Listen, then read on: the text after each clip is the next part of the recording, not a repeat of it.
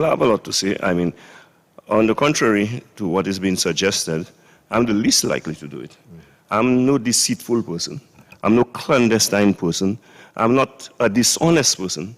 I'm not one that will make you believe one thing while I'm thinking and doing another.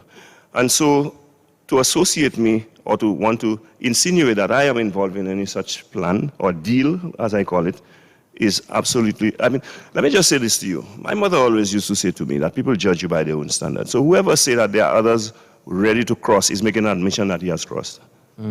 Okay?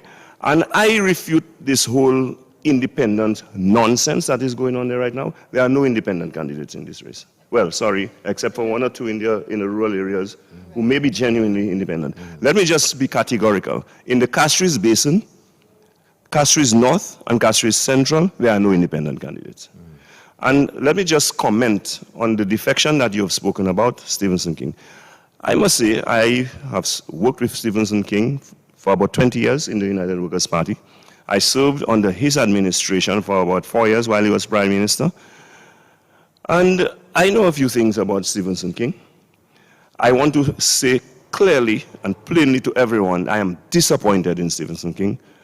But before I go any further, let me acknowledge and let me declare that I accept and respect his right in our democracy to do whatever he wants to do within the law.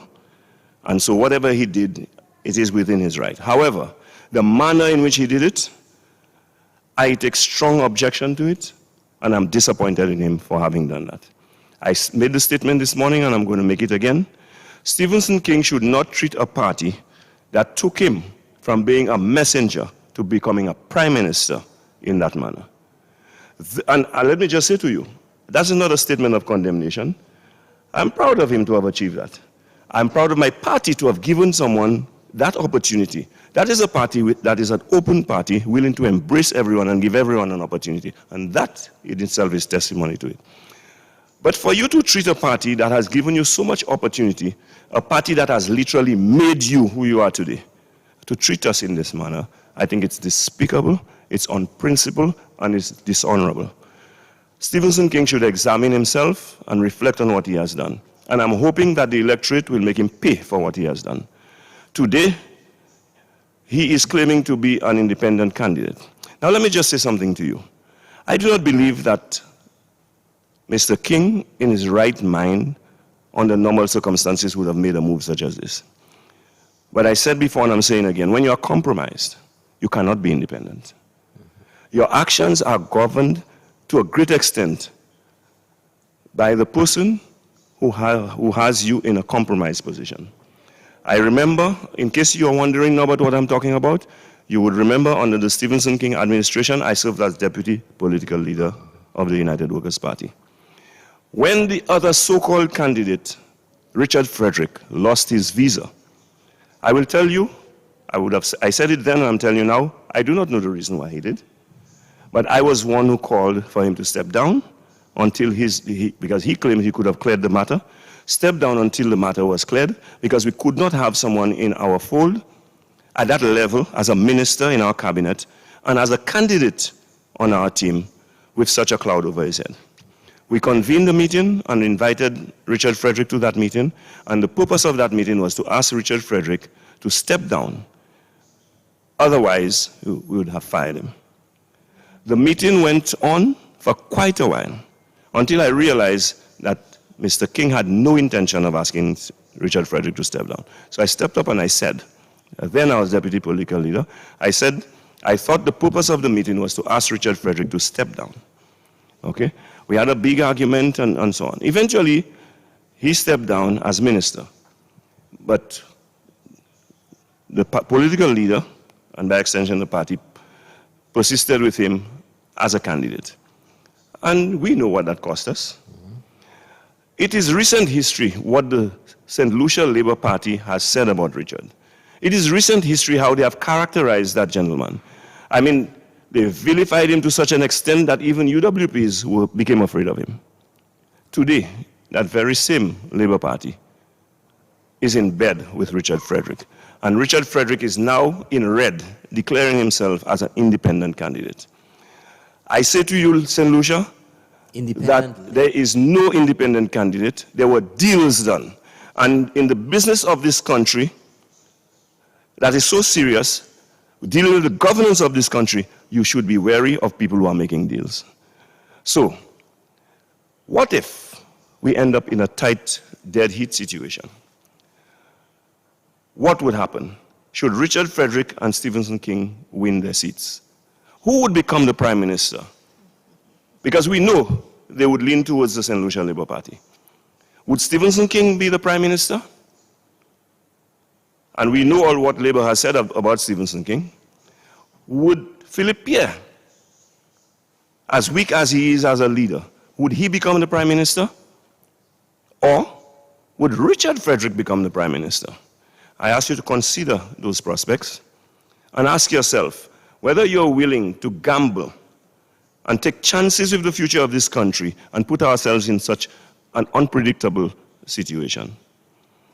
I am saying to St. Lucians, we have to be careful that we do not allow deal makers to spoil what is going on in this country, tarnish the reputation of this country, take us in a direction that we have not bargained for. And I am not casting any aspersions on anyone here right now, but remember what the same Labour Party told you about Richard Frederick.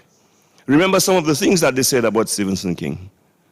And so today, I want to say to St. Lucians, you have a party, the United Workers' Party, with a clear leader, Alan Chastanet. You know what you're dealing with. You know what you're getting. If we were to win, or when we win the next general election, you know Alan Chastanet will be the Prime Minister. Do you know who will be the Prime Minister if the United Workers' Party were not to win the elections?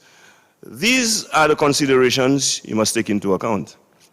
And you know, it surprises me that we have such a strange coincidence that both Richard Frederick and Stephenson King find themselves as independent candidates in constituencies where one of the major parties in this country failed to put up a candidate. Is that really a coincidence? When the leader of the St. Lucia Labour Party is telling you that Steve is the third leader, former leader of the United Workers' Party that is in the fold.